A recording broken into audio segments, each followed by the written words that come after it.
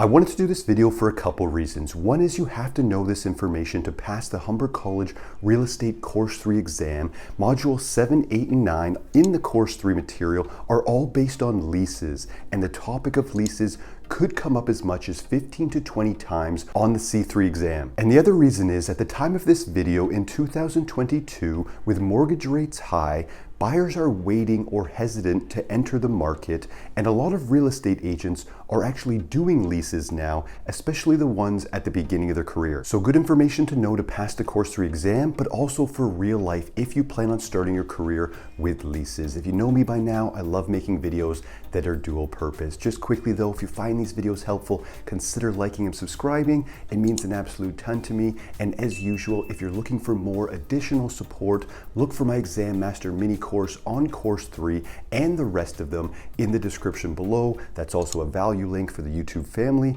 but let's just dive right into the video. First, we'll go over the 4 types of tenancy, plus we'll talk about express tenancy, then we'll get into landlords and tenants' responsibilities, and maybe more important, and what will come up in the exam, the prohibited actions of both parties. Spoiler alert, as we know here in Ontario, the landlord does have a lot of prohibitive activities, as the lease agreement and the Residential Tenancies Act does favor the tenant. First, the 4 types of residential tenancy, and the first of the 4 is fixed term tenancy, what we're going to see most in real life. The tenant has exclusive possession of the premises for a specified term as agreed in the written contract, the lease. In a fixed term lease, both the commencement and expiry dates must be determined before the lease starts. If the tenant remains in possession after expiry, the tenant automatically converts to a month-to-month, which leads us to just that, periodic tenancy. This is when the period, month or even weekly, is fixed, but the length of the tenancy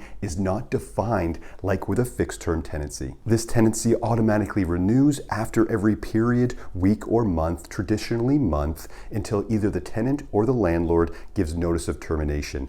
And termination can be written or verbal. Perfect, so good common sense there. Fixed term tenancy, for example, a 1-year lease. After that lease would be expired, it would move to periodic tenancy, for example, month to month. Next would be less common situations, especially in real life, but we need to know for the exams, would be tenancy at sufferance. This occurs when the tenant keeps possession of the property, often without the consent of the landlord. This can arise when tenancy has been terminated, but the tenant does not vacate. They either won't leave after proper notice or won't leave after the fixed term tenancy expired. Things here would get a lot more sticky, for lack of a better word, and you would advise your clients that they would need to get an eviction order or a possession order from the landlord and tenant board, or even extreme circumstances, they would file for an eviction by sheriff. I don't recall reading too much on eviction by sheriff in the material. It might be more of a real life situation, but on the scheduled day of eviction, you and your clients, or just you as a representative,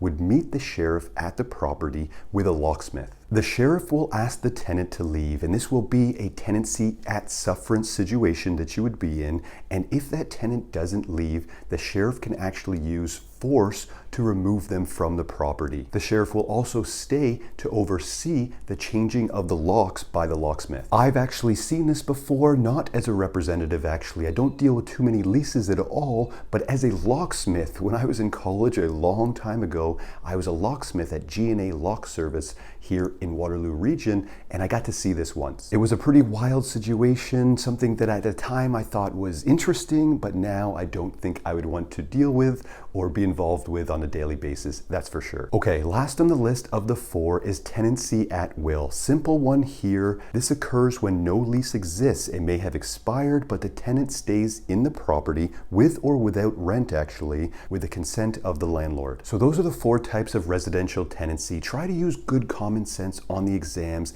to navigate to the correct answers, but something you might see as well is express tenancy. This occurs when a transaction does not close on due date, but possession is given in anticipation of future closing. The lawyers for the owner of the property and the buyer agree to allow the tenant to take possession of the property if circumstances have delayed the closing of the transaction. Not officially closing the transaction could be a few things. It could be negligence by the tenant or landlord, not getting paperwork signed on time, not organizing well with lawyers involved, or not getting the bank draft or certified check in time, etc. But in this case of express tenancy, possession is still given in anticipation of future closing. Not ideal situation to be in, and not something that comes up often, but express tenancy, just that term might come up on the exams, so you have to know what it means. Okay, on to responsibilities and prohibited activities. Let's start with the bigger of the two, the landlord. Landlord's fundamental responsibilities are keep the rental property in good state of repair, which includes obey all health, safety, and maintenance standards. Also provide the tenant with a copy of the completed standard form of lease within 21 days after the day it was signed. Prohibited actions of the landlord are plentiful, and a few you might see come up on the exams are: the landlord cannot shut off a vital service, heat, electricity, water, etc. They cannot take the tenant's personal property, even if the tenant did not pay rent, for example, and continue to live in the rental unit. The landlord cannot also lock the tenant out of their rental unit unless the landlord has an eviction order from the landlord and tenant board, and the locks are then changed, like mentioned before, but the sheriff must be involved and oversee this entire procedure. And last, for the landlord cannot insist on rent payments in a certain way. For example, by post-dated check or direct debit, it must be decided between the tenant and the landlord, and once payment method is decided, you cannot change it unless both agree. On to tenant's responsibilities, and a good short list would be: pay rent in full and on time, meet all provisions of the lease, keep the rental unit cleaned to the standard that most people would consider ordinary or normal. The tenant must ensure proper use, for example, not leaving the windows open when it rains, and if the tenant or their guests damage the property, they are responsible for all repairs. They are not, however, responsible for normal wear and tear. Prohibited actions by the tenant, there are less, but a few would be: the tenant cannot change the locking system without the landlord's permission and must provide new keys to the landlord if they do, and the tenant cannot withhold rent. Like mentioned with the landlord, but for other reasons. The tenant can apply to the landlord and tenant board as well when the landlord fails to meet maintenance responsibilities, for example, but again, cannot withhold rent while doing so. Some great topics to know, understand, maybe even memorize there, but let's add another one. This is definitely one to take note of because I remember it coming up on my exams. Landlords are required to give their tenant at least 60 days written notice to end tenancy, even if the fixed term is due to end. And on the other end, the tenant must give the landlord at least 30 days notice, so less time there. You have 60 days from the landlord and 30 days from the tenant.